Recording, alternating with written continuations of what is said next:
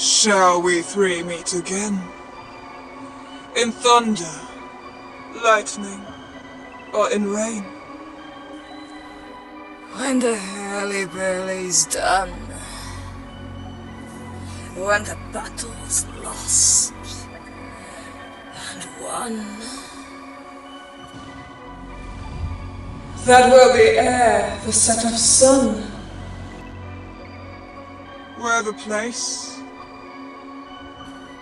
Upon the heath, there to meet with Macbeth. I come, Grey Malkin. Paddock calls. Anon. Fair is foul, and foul is fair.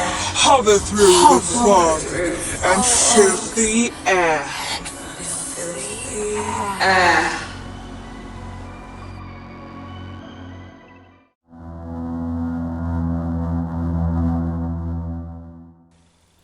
They met me in the day of success, and I've learned by the perfect's report.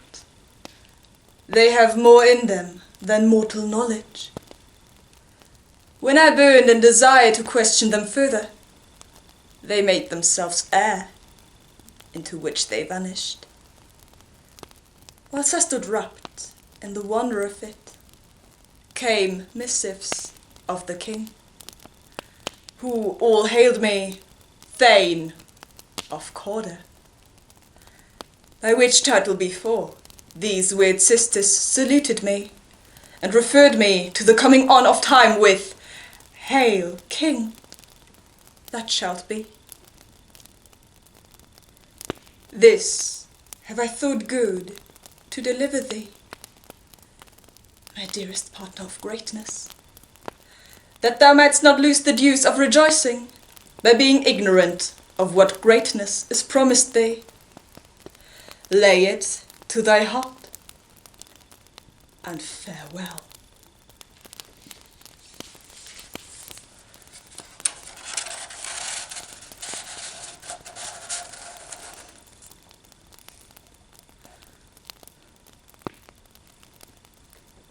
Glamis, thou art,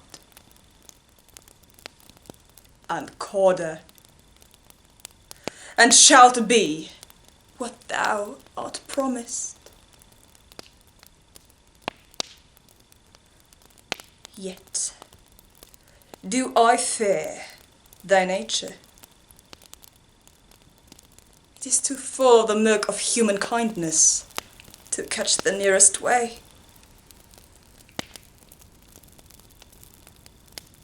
Thou wouldst be great, art not without ambition, but without the illness should attend it. What thou wouldst highly, that wouldst thou holily. Wouldst not play false, and yet wouldst wrongly win. Thou'dst have great Glamis, that which cries, thus thou must do. If thou have it, and that which rather thou dost fear to do, than wishest should be undone.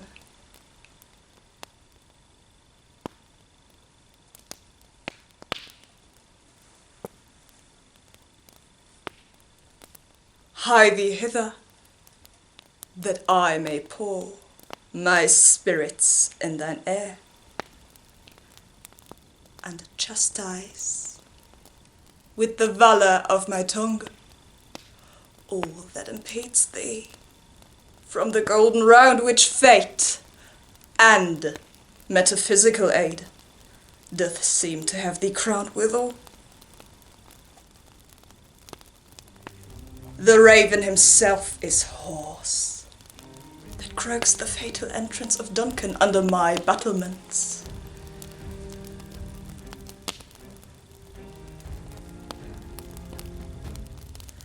Come, you spirits that tend on mortal thoughts. Unsex me hair, and fill me from the crown to the toe, top full of diest cruelty. Make thick my blood, stop up the access and passage to remorse, that no compunctious visitings of nature shake my fell purpose, nor keep peace between the effect and it.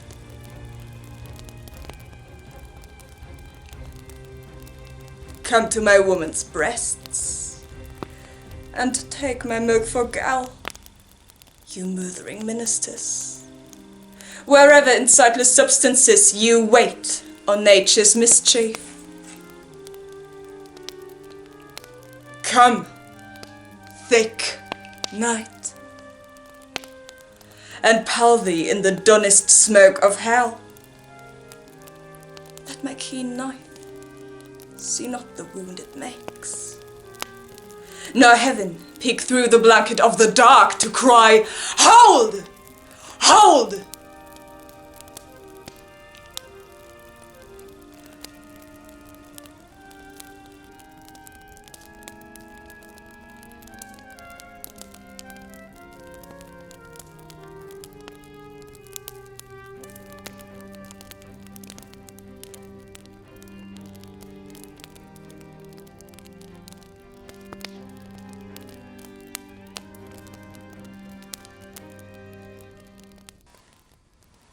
If it were done, when 'tis done, then it were well, it were done quickly. If the assassination could trommel up the consequence, and catch with his surcease success, that but this blow might be the be-all and the end-all. Here, but here upon this vacant shoal of time, we'd jump the life to come.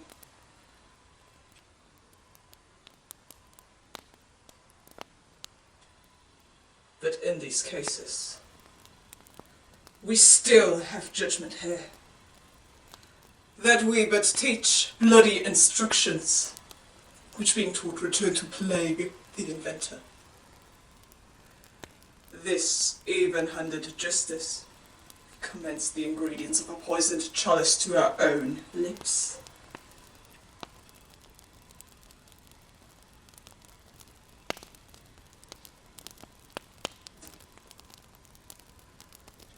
He's here, in double trust. First, as I am his kinsman and his subject, strong both against the deed. Then, as his host, who should against his murderer shut the door, not bear the knife myself.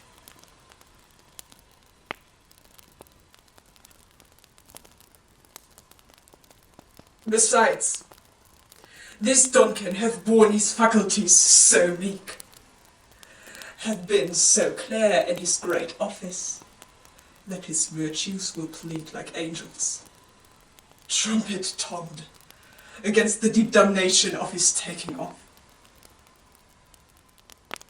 And pity, like a naked newborn babe, striding the blast of heaven's cherubims, horsed upon the sightless quarries of the air, shall blow the horrid deed in every eye, that tears shall drown the wind.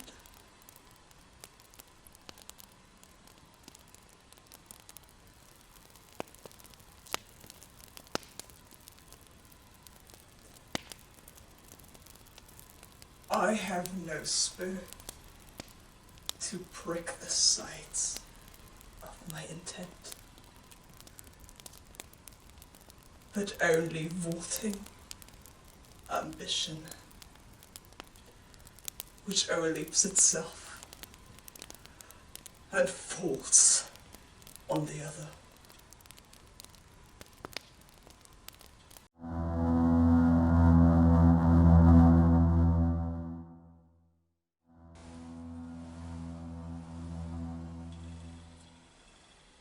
To be thus is nothing but to be safely thus.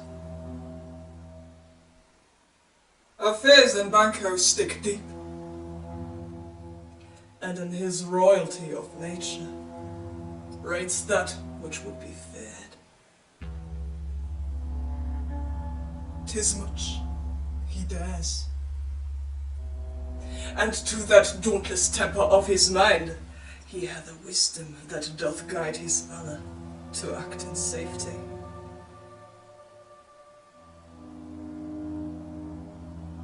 There is none but he, whose being I do fear, and under him my genius is rebuked, as it is said, Mark Antony's was by Caesar. He chid the sisters when first they put the name of king upon me, and bade them speak to him. Then, prophet-like, they hailed him father to a line of kings. Upon my head they placed a fruitless crown, and put a barren sceptre in my gripe, thence to be wrenched with an unlineal hand, no son of mine succeeding.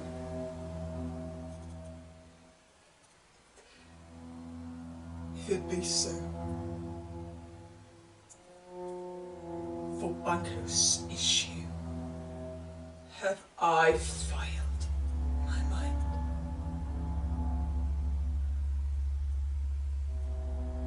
For them, the gracious Duncan, have I murdered. Put Rancus in the vessel of my peace. Only for them. And mine eternal jewel given to the common enemy of man, to make them kings. The seed of Banco kings.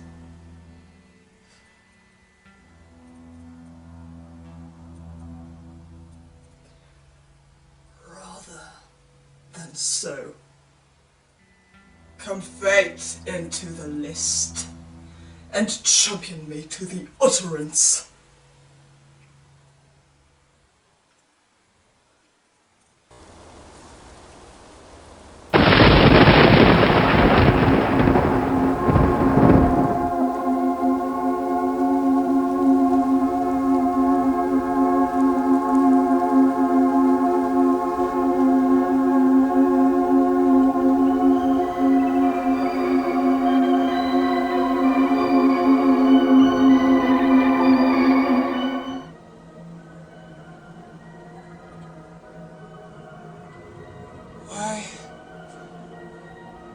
How now, Hecate? You look angrily.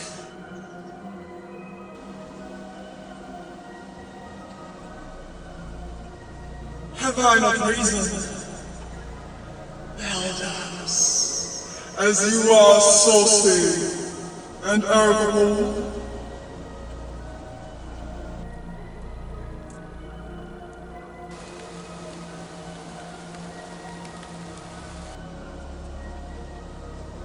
How did you dare to trade a tropic with Macbeth in riddles and affairs of death?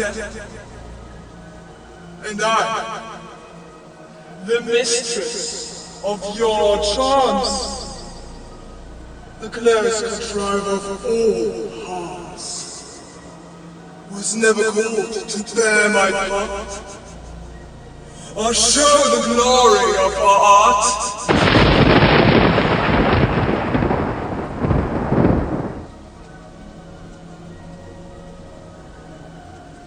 And which is worse, all you have done have been but for a wayward son, spiteful and wrathful, who, as others do, loves for his own ends, not for you.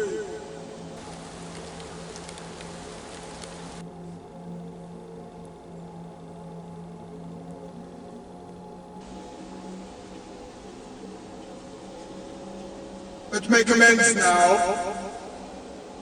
Get you gone! And at the pits of Acheron, meet me in the morning.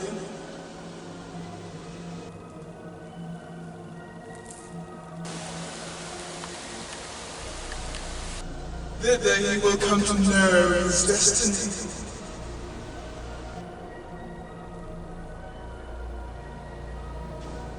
Your vessels and your spells provide, your charms and everything beside. I, the air, this night I'll spend, and to a dismal and a fatal end. Great business must be wrought upon the corner of the moon. Their hands of drop profound.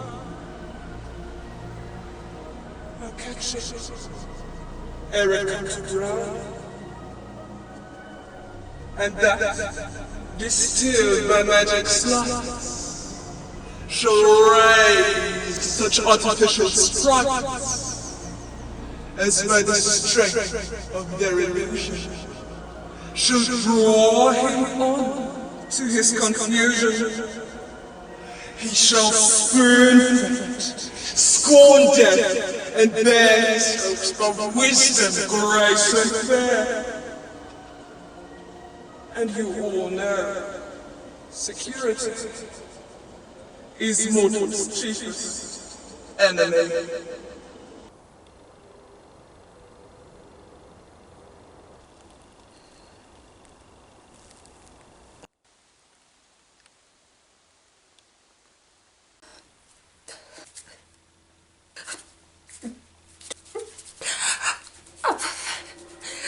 Out, damn spot! Out, I see!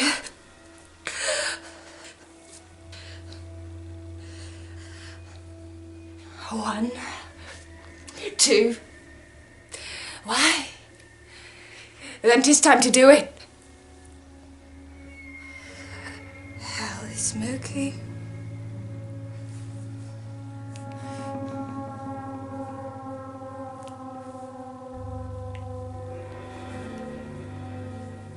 Fie, my lord. Fie. Soldier.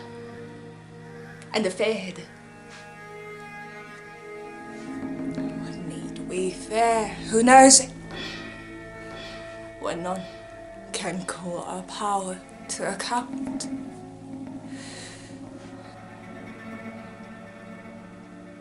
Yet,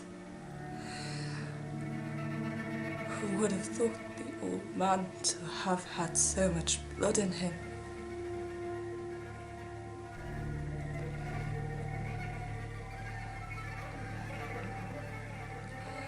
The Thane of Fife had a wife? Where is she now?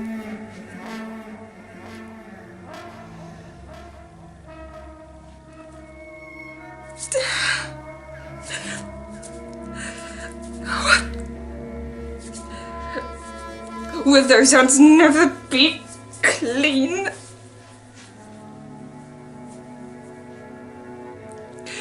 No more than my lord. No more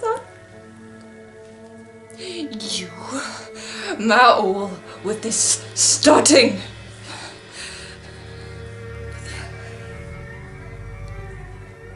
Is the smell of blood still? All the perfumes of Arabia will not sweeten this little hand.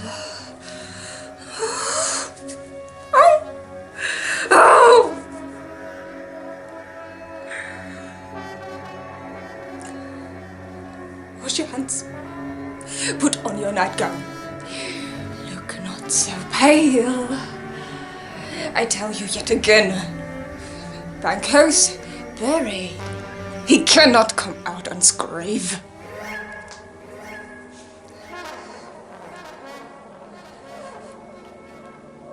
To bed. To bed. He's knocking at the gate. Come. Give me your hand. What's done cannot be undone. To bed. To bed. To bed.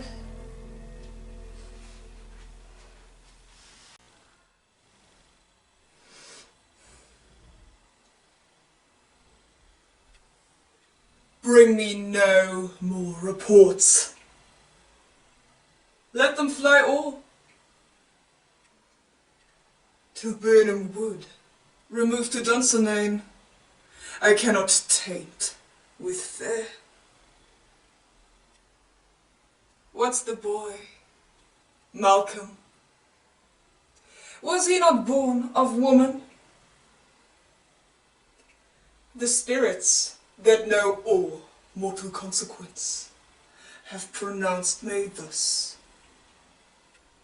Fear not, Macbeth. No man that's born of woman shall ever have power upon thee. Then fly, false fates, and mingle with the English epicures. The mind I sway by, and the heart I bear, shall never sack with doubt, nor shake with fear. Hang out our banners on the outward walls. The cry is still, they come. Our castle's strength will laugh a siege to scorn. Here let them lie till famine and the ague eat them up. Were they not forced with those that should be ours, we might have met them therefore, bed to bed, and beat them backward home. What is this noise? It is the cry of women, my good lord.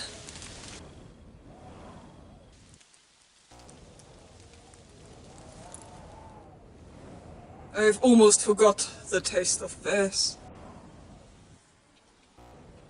The time has been my senses would have cooled to hear a night shriek.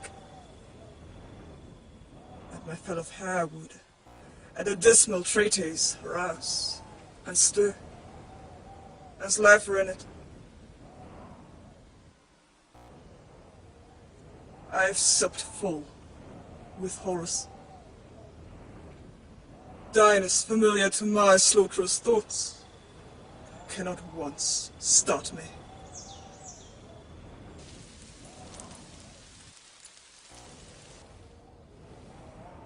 Wherefore was that cry?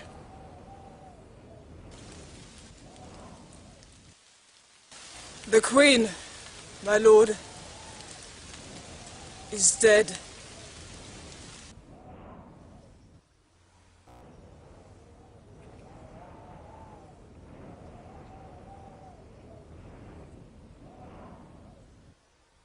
She should have died hereafter.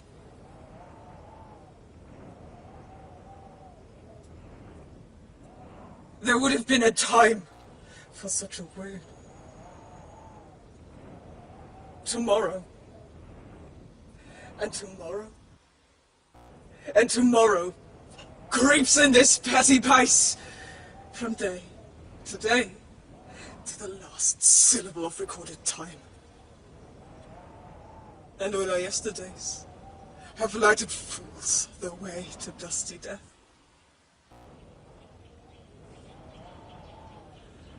Out, out. Bright candle. Life's but a walking shadow. A poor player that struts and frets his hour upon the stage and then is heard no more.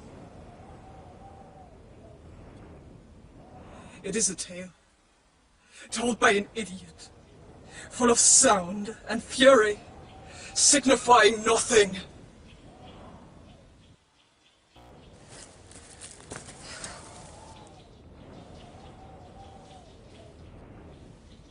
Thou comest to use thy tongue, thy story, quickly.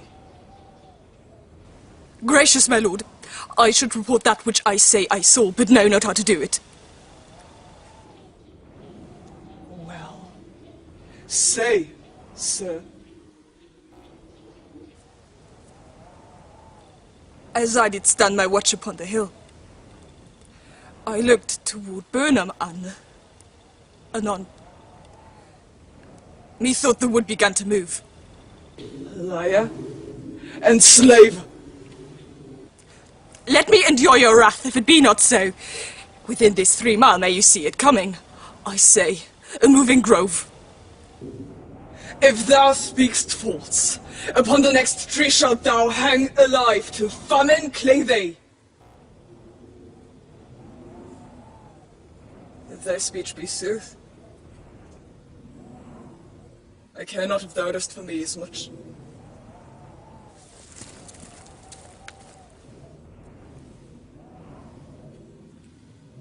I pull in resolution. I begin to doubt the equivocation of the fiend that lies like truth. Fear not, till Burnham Wood do come to Dunsinane. And now a wood comes toward Dunsinane.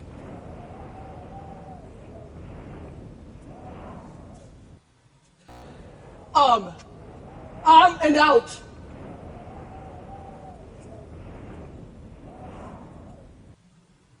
If this, which he avouches does appear, there is no flying hence, nor tarrying here.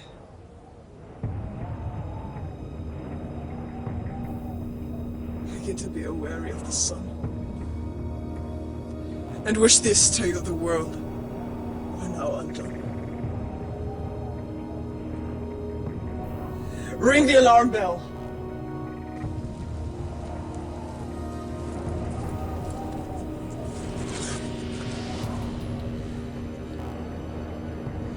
Blow, wind, come, rock! At least we'll die with harness on our back.